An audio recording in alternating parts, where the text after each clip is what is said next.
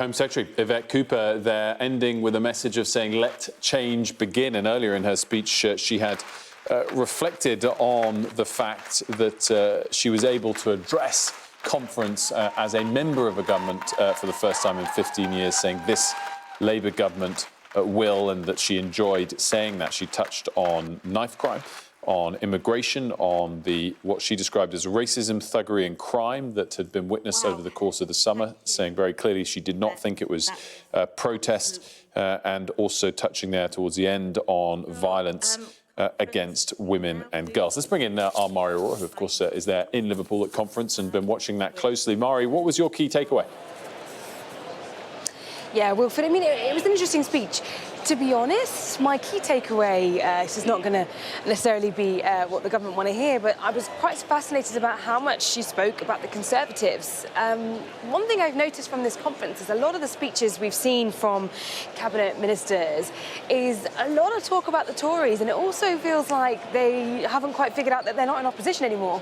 And when you're in the government, actually, many people would argue the best thing to do is to ignore the opposition and not talk about them and not bring attention to them. And there's quite a hefty section on the Conservatives. That's partly because they are still trying to kind of, wring out every last drop of the kind of blame game that has been the strategy so far. But I think at some point now, they have been in power for, almost 3 months. They are going to have to let go of talking about the Conservatives and really start focusing on exactly their vision and what they're doing. So that was, to be honest, just my key takeaway, purely on a strategy point of view. But in terms of the content of her speech, she referred to violence against women and girls, as you explained, Wilfred, and she said that the Labour government was going to treat it as a national emergency. She said that's what it deserved. And actually, she referenced Southport. She referenced those 3 young girls who were stabbed to death in Southport. Talked about the violence that ensued afterward and the fact that it was, she said it was a total disgrace. And she talked about the violence that spread across the country, not just in Southport, but there as well, as arson, racism and thuggery. And she got a very large applause for that and a bit of a standing ovation as well. Now, she did, as we were talking about earlier, she did mention migration. She did try and talk about that. That was a lot of when she started talking about the Conservatives. So trying to kind of shift the blame rather than focusing necessarily too much on any specific targets around that. But in terms of the key policies that she's announced, as it were, one was this kind of teenage sure start in terms of making sure that having preventative methods when it comes to knife crime being a bit more of a priority. We know that there's always been a lot of controversy and criticism for the Conservative Party about getting rid of youth centres and defunding youth centres, as it were. Also, she talked about, as we were talking about, Ronan's Law, banning ninja knives. That was the type of sword that was used to kill young Ronan, who, as you saw, his mother was there introducing Yvette Cooper, who she said she saluted her and her courage and thanked her for being there.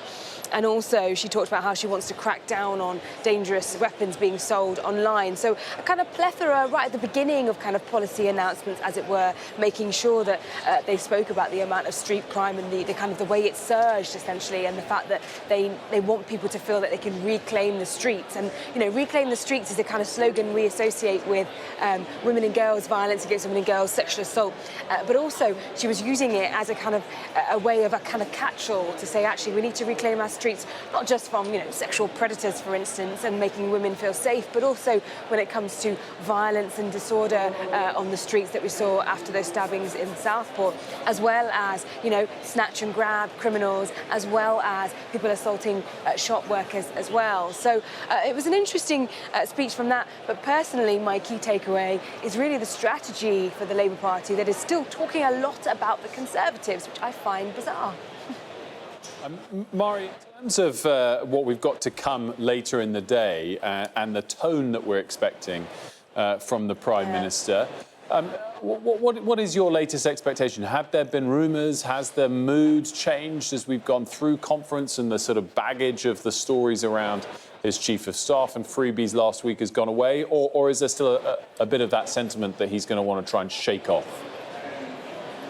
I think he's still got to shake it off. I mean, I spoke to several Labour MPs last night, and they're still feeling quite bogged down is the word I would use with this all.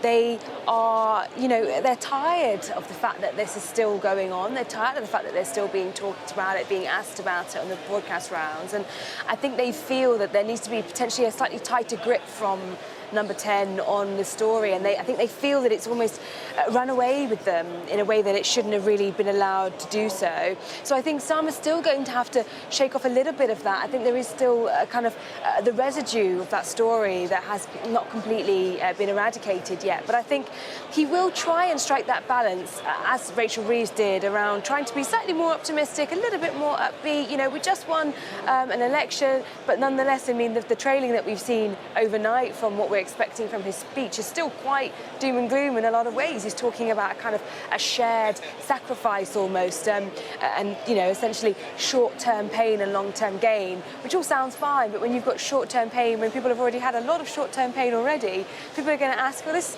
starts to feel a little bit like long-term pain when it's been going on for several years. So that's just something to note there. But I think the anticipation will be, will there be this rabbit out of the hat? Will there be this kind of exciting surprise, something that really kind of catches people's eyes, something that really kind of catches the minds of Labour supporters, the party faithful that he'll be addressing later today, to try and almost move the narrative away from that story and stop that dominating and actually get people talking about something else. So the question is, will he go for that, or will he play it really, really safe?